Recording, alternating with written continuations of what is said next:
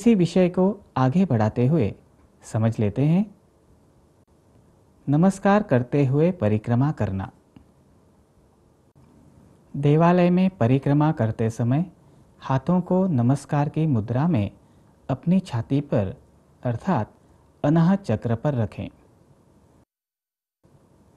इससे देवालय की परिक्रमा कक्षा में कार्यरत चैतन्य 10% अधिक मात्रा में ग्रहण होता है और परिक्रमा करने वाले व्यक्ति के मनोमय कोश की शुद्धि सहज होती है। अब समझ लेते हैं परिक्रमा करते समय नाम जप करने का महत्व। नाम जप करते हुए परिक्रमा करने के परिणाम स्वरूप जीव का ईश्वर से निरंतर संधान बना रहता है। इससे जीव को देवता से प्रक्षेपित चैतन्य ग्रहण करने में सहायता मिलती है। परिक्रमा करते समय नाम जप 2 प्रकार से किया जा सकता है, तारक नाम जप व मारक नाम जप। सामान्यतः भाव जागृति के लिए तारक नाम जप तथा अनिष्टकारी शक्तियों के कष्ट के निवारणार्थ मारक नाम जप करना उचित है। अपितु सांप्रत कालानुसार तारक नाम जप करना आवश्यक है। तारक नाम जप से भक्तिभाव बढ़कर ईश्वर की कृपा शीघ्र प्राप्त होती है। ईश्वरीय कृपा के कारण अनिष्ट शक्तियों के कष्ट का निवारण होता है। आइए प्रथम देखते हैं तारक नाम जप के साथ परिक्रमा करते हुए अपनाए जाने वाले भाव के विभिन्न स्तर। भाव का पहला स्तर है देवता के तारक रूप को अपने मानस पटल पर अंकित कर नाम जप करते हुए परिक्रमा करना। दूसरा स्तर है शिवजी की जटाओं से गिरती हुई गंगा जैसी चैतन्यमयी धारा देवता की ओर से मेरे मस्तक पर गिर रही है, ऐसा भाव रखकर परिक्रमा करना। तथा तीसरा स्तर है देवता की मूर्ति चैतन्य का एक गोला है एवं मैं भी चैतन्य का एक गोला हूँ, ऐसा भाव रखकर परिक्रमा करना।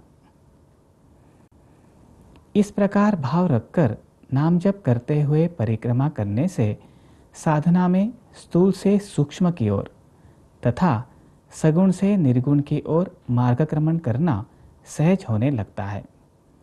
अब देखते हैं मारक नाम जप सहित परिक्रमा करते समय भाव कैसा हो।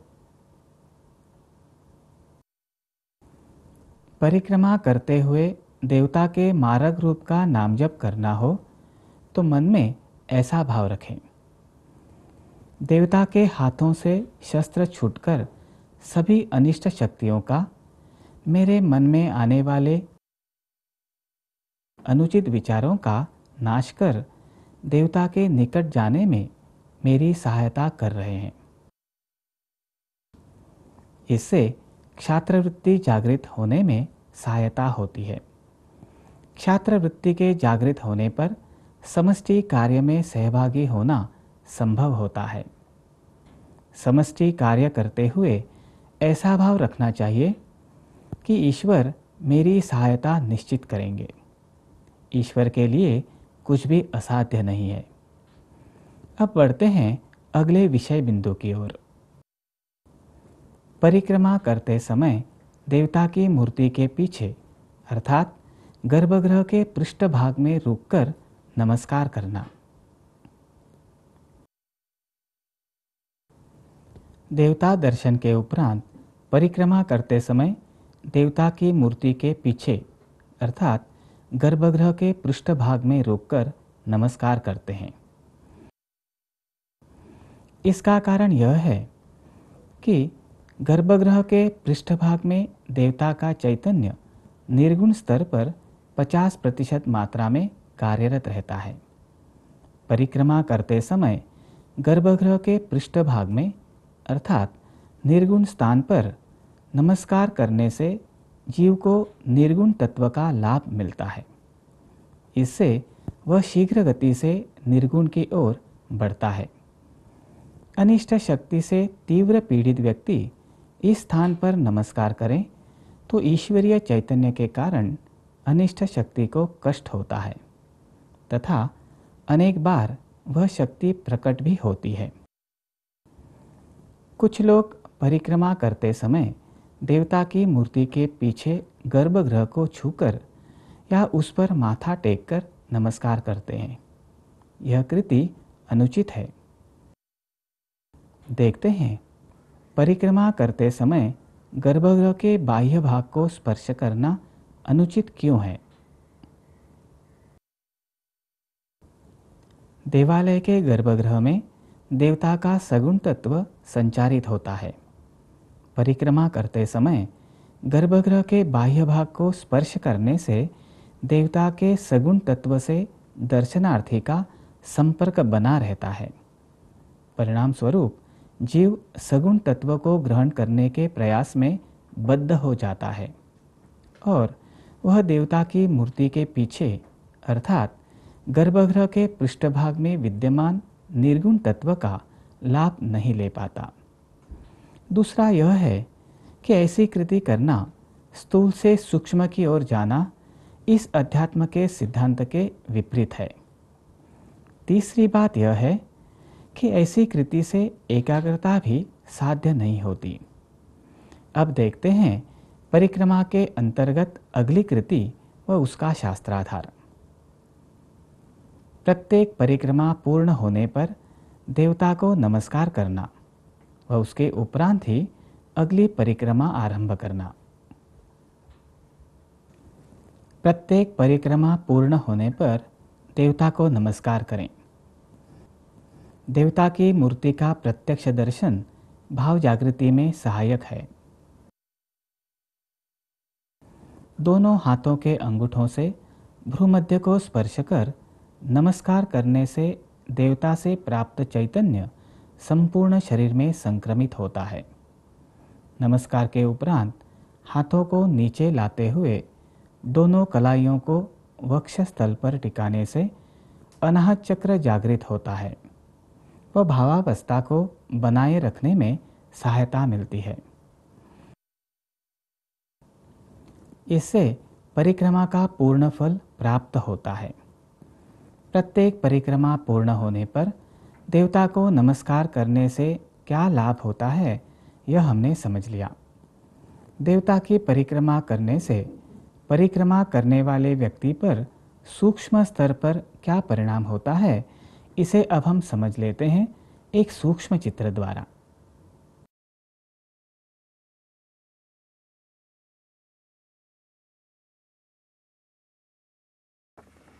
देवता की मूर्ति में निर्गुण तत्व अप्रकट रूप में विद्यमान होता है। गर्भगृह में इस निर्गुण तत्व के कणों का प्रक्षेपण होते रहता है। देवता की मूर्ति में अप्रकट रूप में शांति तथा आनंद भी विद्यमान होता है। देवता से प्रक्षेपित निर्गुण सगुण प्रवाह से निर्मित वलय कार्यरत होकर घूमता रहता है। देवता के निर्गुण चैतन्य का प्रवाह देवालय के गर्भगृह में सगुण निर्गुण स्तर पर प्रवाहित होकर मूर्ति की ओर आकृष्ट होता है। चैतन्य वलय सगुण निर्गुण चैतन्य वलय में रूपांतरित होता है व गर्भगृह के बाहरी वातावरण में इस सगुण निर्गुण वलय से प्रवाहों का व चैतन्य कणों का प्रक्षेपण होता है। देवता की मूर्ति की चारों ओर विद्यमान चैतन्य वलय से दर्शनार्थी की ओर चैतन्य के प्रवाह का प्रक्षेपण होता है। देवता से प्रक्षेपित निर्गुण स्वरूप शक्ति का प्रवाह देवालय के गर्भगृह में सगुण निर्गुण स्तर पर प्रवाहित होकर मूर्ति की ओर आकृष्ट होता है। यह शक्ति का प्रवाह देवता की मूर्ति में कार्यरत वलय के रूप में घूमता रहता है। इससे मूर्ति की चारों ओर तारक शक्ति का कवच निर्माण होता है।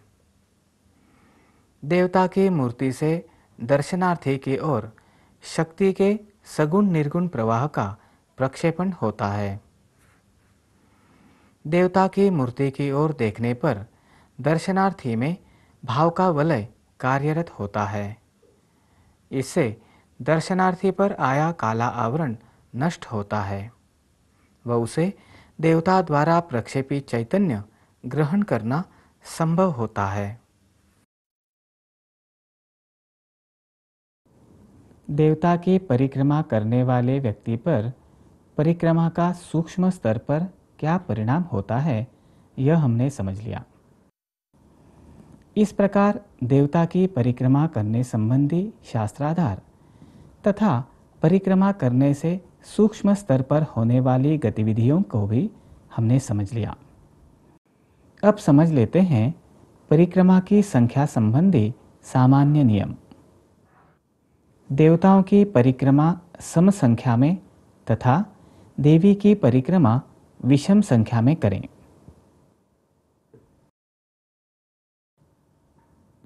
साधारणतः देवताओं की परिक्रमा सम संख्या में, उदाहरणार्थ 2, 4, 6 एवं देवी की परिक्रमा विषम संख्या में, उदाहरणार्थ 1, 3, 5 करनी चाहिए। यदि अधिक परिक्रमाएं करनी हो तो न्यूनतम परिक्रमा की गुणाकार संख्या में करें। उदाहरणार्थ न्यूनतम संख्या 2 है तो 4, 6, 8, 10 परिक्रमाएं करनी चाहिए। इस प्रकार देवताओं की परिक्रमा विशिष्ट संख्या में लगाने का सर्वसाधारण नियम इसलिए है कि शून्य अर्थात ब्रह्म, शून्य अर्थात विश्व का निर्माण करने वाले परमेश्वर, सम संख्या शून्य से संबंधित है। इसलिए देवताओं की परिक्रमाएं सम संख्या में करनी चाहिए। शून्य से एक का अर्थात माया का निर्माण हुआ। परमेश्वर की शक्ति के कार्यरत होने से विश्व का निर्माण हुआ। यह माया स्त्रीवाचक है। वह एक अंक विषम है। अतः शक्ति की अर्थात देवी की परिक्रमा विषम संख्या में होनी चाहिए। स्वयंभू देवालय में एक ही परिक्रमा करनी चाहिए। इसका कारण यह है कि स्वयंभू देवालय में जागृत शक्ति सर्वसामान्य जीव सह नहीं पाता, अतः उसके लिए एक ही परिक्रमा करना इष्ट होता है। देवालय में देवता की परिक्रमा संबंधी विभिन्न विचारधाराएं व परिक्रमा करने का शास्त्राधार हमने देखा। अब यह प्रश्न निर्माण होता है कि देवालय में परिक्रमा करने की सुविधा न हो तो क्या एक स्थान पर खड़े होकर परिक्रमा करना उपयुक्त है? ध्यान रहे, किसी देवालय में परिक्रमा की सुविधा न हो तो एक स्थान पर खड़े होकर परिक्रमा करना आवश्यक नहीं। देवता की आरती नाद शक्ति जागृत करने में सहायक होती है। इसलिए आरती के उपरांत अपने चारों ओर परिक्रमा करने से उन नाद तरंगों की विशिष्ट कंपनों का लाभ मिलता है। इसलिए आरती के उपरांत ही अपने चारों ओर घूमकर परिक्रमा करना महत्वपूर्ण है। परिक्रमा के संदर्भ में युगानुसार परिवर्तन हुआ है। पुराण काल के जीव कलियुग के जीवों की तुलना में अधिक सात्विक थे। उस समय की संकल्पना थी देवालय में जाना अर्थात देवता के समक्ष चित्त स्थिर कर समाधि अवस्था का अनुभव करना। परिक्रमा करने से स्वयं में रजोगुण निर्माण होता है। इसलिए उस काल में परिक्रमा करना अपराध माना जाता था। इसलिए देवता के सामने एक स्थान पर खड़े होकर परिक्रमा करना पद्म पुराण में उल्लेखित 32 अपराधों में से एक अपराध माना गया है। कलियुग में जीव की सात्विकता का स्तर बहुत ही कम है। इस कारण जीव को लाभ होने के लिए आरतियों की निर्मित हुई। जब जीव भावपूर्ण रीति से आरती करता है तब रजोगुणी वलयों की निर्मित होती है। उनका लाभ उठाने हेतु कलियुग में आरती के उपरांत देवता के समक्ष एक स्थान पर खड़े होकर परिक्रमा करने की परंपरा रूढ़ हुई। अब एक और महत्वपूर्ण विषय बिंदु यह है कि संतों के समाधि स्थल, नवग्रहों के एवं सूर्य देवता के देवालय इत्यादि स्थानों पर परिक्रमा नहीं करते। आइए समझ लेते हैं इसका कारण। संतों के समाधि स्थल, नवग्रहों के एवं सूर्य देवता के देवालय ये शक्तिपीठ होते हैं, इसलिए इनकी परिक्रमा नहीं करनी चाहिए। जिन स्थानों में केवल शक्ति के स्पंदन एकत्रित रहते हैं, उन स्थानों में परिक्रमा करने से कष्ट की आशंका अधिक होती है। उच्च देवताओं के देवालयों में निर्गुण व सगुण दोनों चैतन्य तरंगों का सुंदर समन्वय होता है, इसलिए दर्शनार्थी को कष्ट की आशंका अत्यल्प रहती है। अब तक हमने देवालय में देवता दर्शन व परिक्रमा का विषय समझ लिया। अब समझ लेते हैं देवालय में अर्पण का महत्व। परिक्रमा व देव दर्शन प्रमुखतः दर्शनार्थी में चैतन्य की निर्मित कर उसे मनःशांति प्राप्त करवाते हैं और धन का अर्पण सहजता से वैराग्य की ओर ले जाकर चित्त शांति की प्राप्ति करवाता है। इसलिए कहते हैं कि देव दर्शन की प्रक्रिया पूर्ण होने पर धन अर्पण करें, अर्थात अगले स्तर पर जाएं। देवालय में अर्पण देने से आसक्ति का त्याग सहज ही होता है। यह त्याग हमें देवत्व अर्थात वैराग्य की प्राप्ति करवाता है। परंतु व्यक्ति की आसक्ति घन स्वरूप ऊर्जा से संबंधित होने के कारण घन स्वरूप की वस्तु देवालय में अर्पण करने के लिए कहा जाता है। उदाहरण के लिए धन, नारियल इत्यादि। देवालय में अर्पण करना देवालय के संवर्धनात्मक स्वरूप से संबंधित है। इसलिए देवालय में अर्पण करने से जीव सहजी समष्टि साधना में सहभागी हो जाता है। हमने देवालय में देवता दर्शन व परिक्रमा संबंधी जानकारी प्राप्त की, साथ ही देवालय में अर्पण का महत्व भी समझ लिया। इससे पहले कि हम देवालय में देवता दर्शन के अंतिम चरण की ओर बढ़ें, सुनते हैं देवालय दर्शन संबंधी एक अनुभूति सुना रही है श्रीमती मेघना वाघमारे। देवी के भावपूर्ण दर्शन संभव होना तथा उस समय भावावस्था पहले की अपेक्षा अधिक समय तक बनी रहना। 22 सितंबर 2007 को विदर्भ के अमरावती नगर के श्री अम्बा माता के देवालय की पहली सीढ़ी पर पैर रखते ही मुझसे सहज प्रार्थना हुई, हे देवी माँ, देवालय में विद्यमान आपके चैतन्य का लाभ मुझे मिले। ऐसा करते ही अष्टसात्विक भाव जागृत होकर मेरे नेत्रों में अश्रु आ गए। मैं खींची हुई से जाकर गर्भगृह के समक्ष खड़ी हो गई। देवी के उस अत्यंत प्रसन्न व ममतामयी रूप को नेत्रों में कैसे संजो कर रखूं, मैं बस यही सोच रही थी। मेरा संपूर्ण शरीर रोमांचित हो उठा, नेत्रों से अश्रुधारा बहने लगी। ऐसे में कितना समय निकल गया मुझे ध्यान ही न रहा। उतने में दर्शनार्थियों का एक दल आया। उनमें से 2-3 पुरुष मेरे ठीक सामने आकर खड़े हो गए।